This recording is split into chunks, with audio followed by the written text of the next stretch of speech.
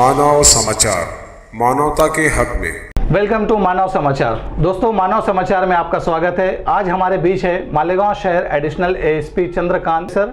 आइए अब हम इनसे जानने की कोशिश करते हैं मालेगांव शहर में जल्द ही ईद मिलादुन नबी का फेस्टिवल होने वाला है। ईद मिलादुन नबी के लिए गवर्नमेंट की क्या गाइडलाइन है, मालेगांव शहर में एसपी साहब का इस्तकबाल किया जाता है मानव समाचार की जानिब से। सर, आपका स्वागत है मानव समाचार में। सर, हम हमारे ऑडियंस को ये बताना चाहते हैं कि हमारी ईद मिलाद नबी के लिए क्या तैयारी है पुलिस डिपार्टमेंट की और गवर्नमेंट की क्या गाइडलाइन है, तो थोड़ा आप उसके ऊपर रोशनी। गवर्नमेंट की तरफ से ये जो उत्सव है ये हर घर में मनाया जाए और पूरी उत्साहपूर्ण वातावरण में मनाया जाए।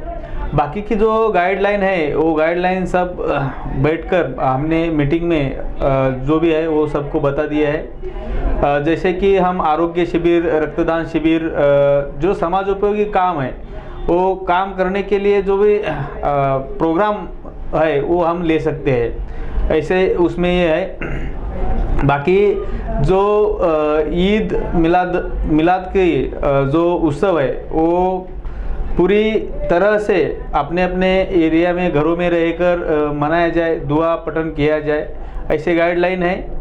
सर, अभी आप मालेगांव शहर में आए हो तो आपका आगे का प्लानिंग क्या है मालेगांव शहर के? मालेगांव शहर अच्छा शहर है, यहाँ के लोग भी अच्छे हैं, लेकिन हम देखते हैं कि हर जगह 1-2% जो लोग हैं समाज कंटक रहते हैं वो शहर का वातावरण खराब करते हैं। उनके ऊपर हमारा फोकस रहेगा और जो गौर गरीब जनता है, जो जिनके ऊपर अन्याय अत्याचार होगा उनके लिए काम करने की इच्छा है।